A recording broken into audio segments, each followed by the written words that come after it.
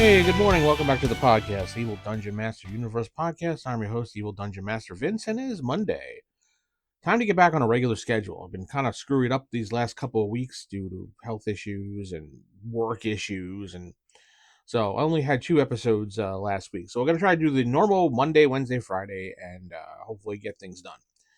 Anyway, hopefully doing well out there, because I'm doing pretty well today. It's Monday. It's freezing again here in Texas, so...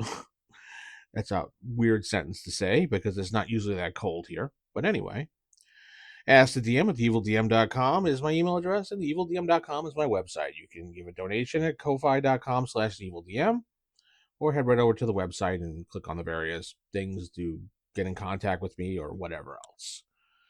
Anyway, I was talking to a bunch of people at work, and we were talking about different editions of Dungeons and Dragons, and which one we thought was better, because everyone does that.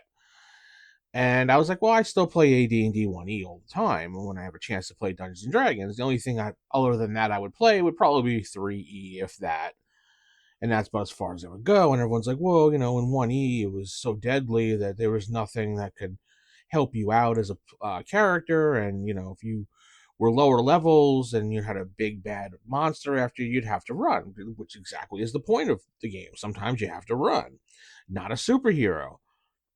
And they're like, well, yeah, that's true, but there's nothing that ever can give you that ability or give you temporary hit points or anything like that. I'm like, well, that's not true.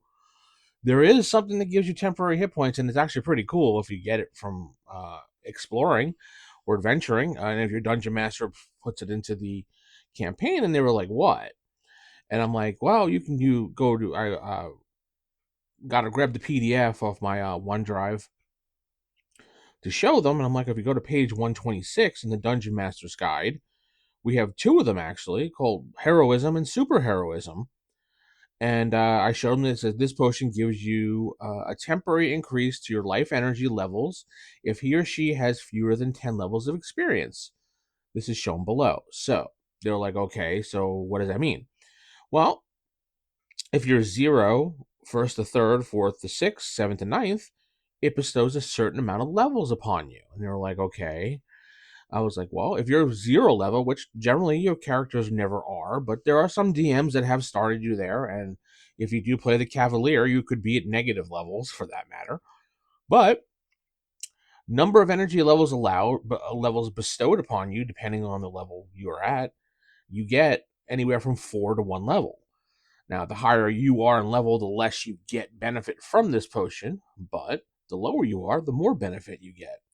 So 1st to 3rd level would get 3 energy levels bestowed upon him. So if you were a 3rd level fighter, you would actually benefit and become a 6th level fighter when it comes to 2 hit tables and damage and everything like that. You become a 6th level fighter. Now, also, you get the benefit of 3 10-sided dice for hit points plus an extra 1 point at the end. So you can have a possibility of having an extra 30 hit points, 31 hit points, excuse me, if you were 3rd level, and you'd be considered a 6th level for saving throws and everything like that. So this potion, so actually I explained it to them, they're like, oh, we didn't know about that. I said, these are all temporary, and it goes away. These are the first hit points that you get, and then, it'll go away as you get damaged. But the thing about this potion that I noticed is no limit as far as how long this lasts. It says when the potion is quaffed, the individual fights as if he were at the experience level bestowed upon the magic elixir. Damage sustained is taken first from the magically gained hit dice and bonus points. This potion is restricted to be used by men-at-arms and fighters. So, obviously cavaliers and paladins and fighters and barbarians at higher levels, obviously, that are allowed to use magical items, would use this. But it doesn't say how long it really lasts. Okay. Also, and what I've done in my campaigns, and how there's things like that drain levels, like whites and things like that. Some people do the level drain, some people do the constitution drain. This would take it away from it first. It kind of be like, a false thing, and take it from them first.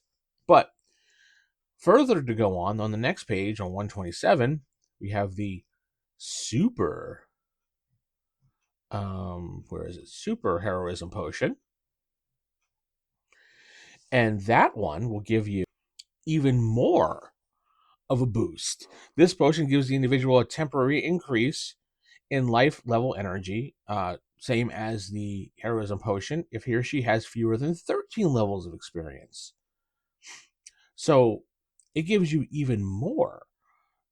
Remember, I said when you were first to third level, you would get 3 extra levels. Instead of 3, you get 5 extra levels, and you get 4+1 hit dice. And all the way up to 12th level, you get extra levels and extra hit dice. Now, if you're at 10th to 12th level, you probably really don't need this potion. Sure, it'll give you, let's say you're at 12th level, it'll give you 2 extra levels. You fight at 14, and you get an extra 10 hit points, maybe 14 hit points total most. So, but this is where it's interesting. It says it's otherwise the same as the heroism potion, but its effects last from 5 to 30 melee rounds. So here it says that it has an actual like time stoppage on it. The other one does not. It just says you have it granted and done. Now, I would probably impose the same thing upon it as far as how long it would last, because I don't think you should have a character running around with all that for, I don't know, however long, say an extra couple levels for a long time. I mean, it's really up to you as a dungeon master how you want to look at this, but I would probably impose a time limit like this. So anywhere from 5 to about 10 minutes or so. No, I'm sorry, 30 minutes or so. So yeah, I don't think it should last that long. It's just a good little boost when you're fighting something that you're unable to take on, and you're the fighter of the party, you're the tank, you're the one in the front line. You down this potion and you become a badass superhero kind of in a way. And you have this little pool of extra hit points that are on you. So if the bad guy is getting some good hits on you, you can use that pool of hit points and then basically just not worry about it for a small time period. And you're also hitting at additional levels. You're also saving at additional levels. So, but either way, once the hit points are gone, the hit points are gone. So I'm assuming that with the first one, since there's no time limit left on it, that you can either apply the super-heroism time limit on it, or you can say that once the hit points are gone, the levels are gone too. But again, do you really want a player character running around with a bunch of levels higher than he already is, or higher than the party? It's not too bad when you're 4th to 6th level area and you hand that out, and the player characters maybe, well, he's going to be 2 levels higher than the rest of the group when it comes to everything else.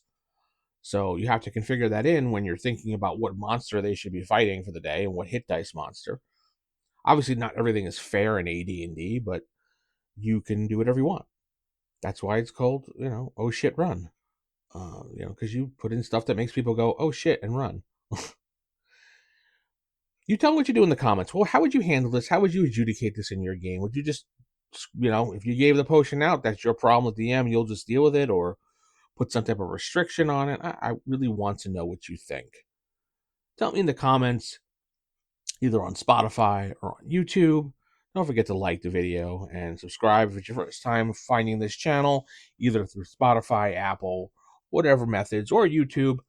Click the like button, subscribe, and I'll see you next time. So keep it original, keep it old school. Good night. God bless, and keep those AD&D fires lit. Good night, everybody.